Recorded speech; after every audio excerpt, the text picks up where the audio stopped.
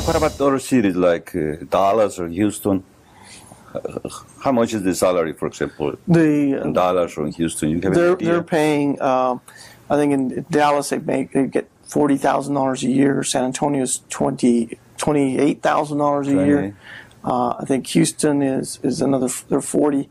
The philosophy in Texas has been, and in fact all over the United States, is exactly what the mayor said: is the citizens look at it as being a policymaker, not an administrator, and so they should be meeting to make policy, and it should be a position where it's not a type of position that they run like it's a job, and they make it a job. And that has been the feeling in the United States, is that they set policy. They should hire someone to run the city, and that's what should be their responsibility.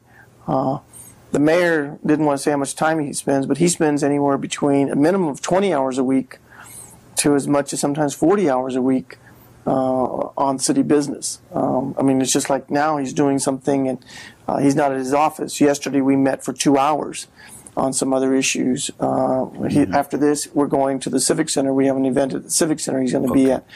A lot of things that the mayor does is talking to people, visiting with people, setting the tempo and the direction and the vision for the city, and that takes a lot of time. What about public hearings, sir? We have at every city council meeting we have a public hearing. We have public hearings on when land use. We have zoning. Here zoning, yeah. We have public hearings on zoning. Our meetings are. How do you decide the zoning? Is it through public hearings and then the city council decide, or normally it's driven by the property owner who wants to take their property that might be a farm and now have it rezoned so they can put homes on it, or they can put a shopping center on it. And so they go through a public hearing, and we notify the neighbors, and they have a public hearing before what's called the Planning and Zoning Commission. And those are members that are appointed by the city council, and they have a public hearing. And then they have another public hearing before the mayor and city council. And so maybe the neighbor says, we don't want a business on that property. Okay. And so then they have to make a decision if they should allow business to go in there or not. And sometimes you have several hundred people show up to a meeting, and sometimes you may have only one or two.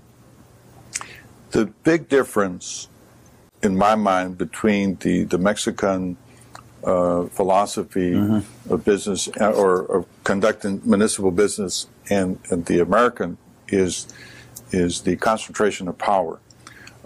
In the United States, we believe that power should be divided. As opposed to in Mexico, apparently you believe that power should be concentrated. Well, but we are trying to decentralize, and we're trying to move toward more. We're trying to compare, especially in this course, how do you organize the cities in the United States. We are also studying in Spain and in Mexico, and we're trying to make some changes. That's the main objective of this interview, to learn from you and to compare. And I think that's very important because I've been doing this for a long time, and so I've had an opportunity to visit many people from Mexico who have come over to visit us, particularly our sister cities. And the main difference is I've worked for 3 mayors. And I told you before, I'm going to go in the direction they tell me to go, and they want the city to go. But we don't lose continuity. And so I can tell the mayor what our projects are on the books right now and what we're trying to finish. Yeah, and so let's talk about continuity. And continuity is what it is. We have a new mayor. We still have the same police chief. We still have the same parks director. We still have the same finance director. And so The same finance director? Same finance director. For how long have you been? The finance director has been with us for about 10 years or 11 years. 10 years. 11 years. And so when you have someone who knows the books and knows where the money is, then it's very easy for the mayor to come in and says, well, tell me where it is. Tell me how come we're doing this. And so we have the history. And so, the mayor and the city commissioner are the captain, and they tell us where to take the ship, and we're the crew, so we know everything about the ship. And so it's very easy and very quick for us. We don't have to figure out where we've been, because we know where we've been, and so we can tell them. We also have the experience saying, well, the mayor says, well, why don't we try to do this? And we can tell them, well, 4 years ago we had tried that, and this was what happened. And he can say, well, why didn't it work? And so, well, from our opinion, it didn't work for this reason, this reason. So, well, I want to try it again, but let's not do it this way. Let's do it this way, because the time that you tried it 4 years ago, it failed because of that reason. And so we have a lot of history. We know what the projects are, and you can set goals that are long term. Oh, I see. And so the mayor we're gonna have a goal setting session here in the next 30 days, and he's gonna set the goals for the city.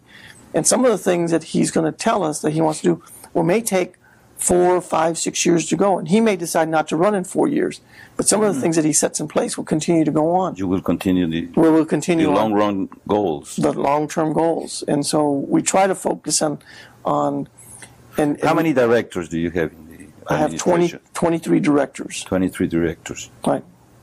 They are professional. They don't are political activists, for example. They don't belong to any political party. No. I don't allow them to. You don't allow them? I don't allow them to get involved in politics. They're not allowed to have a bumper sticker on their bumper saying, "I support so and so for mayor or so and so for city council member."